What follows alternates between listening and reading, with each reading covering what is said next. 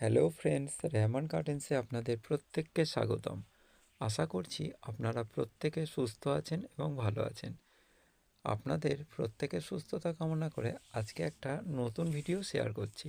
ভিডিওটা ভালো লাগলে অবশ্যই সাবস্ক্রাইব করবেন। আজকে আমি আপনাদের সাথে যে আম গাছটা শেয়ার করছি, এটা ছাদ বাগানে একটা সফল ভ্যারাইটিস এবং খুব গুরুত্বপূর্ণ একটা আম গাছ, যেটা আপনি টবে বসান বা ছোট পাত্রে বসান বা এই নার্সারির ছোট জায়গাতেও বা প্লাস্টিকেও বা গ্রো ব্যাগেও এই আম খুব ভালোভাবে হয়ে থাকে। এটা হচ্ছে বাড়ি ফোর আম। খুব সুন্দর সাইজ, গোলাকৃতির হয় এবং ওজনও প্রায় যথেষ্টই ভালো। আর এই আমটা কাঁচাতেও মিষ্টি আর পাকাতেও খুব সুমিষ্ট। এই বাড়ি ফোর আম গুটি এবং এই যে মুকুলগুলো দেখতে পাচ্ছেন, মুকুলগুলো যথেষ্ট গুটি সেট হয়েছে। আর প্যাকেটটা দেখতে পাচ্ছেন যে খুব একটা বেশি বড়ই নয়। এই প্যাকেটের গুটি সেট হওয়ার কারণে আমি এই গাছটাকে ছোটো মানে কুচিয়ে দিয়ে, যাতে জল দাঁড়াতে পারে, মাটিটা ভিজে থাকতে পারে এবং কিছুটা খাবার দিয়ে এর খাবারের ঘাটতিটা পূরণ করার চেষ্টা করছি। বোল আসার আগে আমি কিন্তু এই গাছে খাবার কিন্তু দিইনি।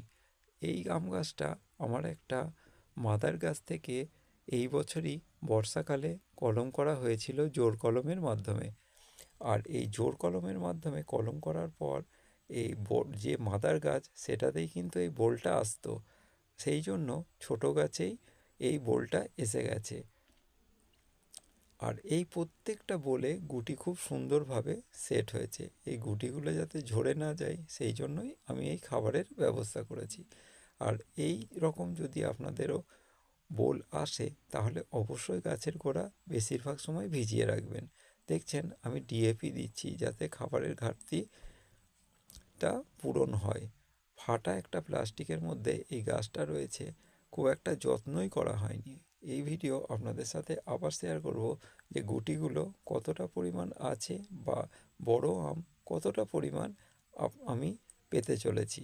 বাড়ি ফোর আম গাছ যদি আপনাদের ছাদ বাগানে বা আপনাদের বাড়িতে এখনও পর্যন্ত না থাকে, তাহলে অবশ্যই এটাকে নার্সারি থেকে আনুন। আর এটা নার্সারি থেকে আনার সময় অবশ্যই একটা ভালো নার্সারি থেকে কিনবেন, কারণ যেই নার্সারি আপনার মনে হবে ঠকায় না, সেই নার্সারি থেকেই এই গাছ কেনা ভালো। না হলে যখন আমটা হবে, তখন অন্য আম হলে আপনার মনটাই ভেঙে পড়বে।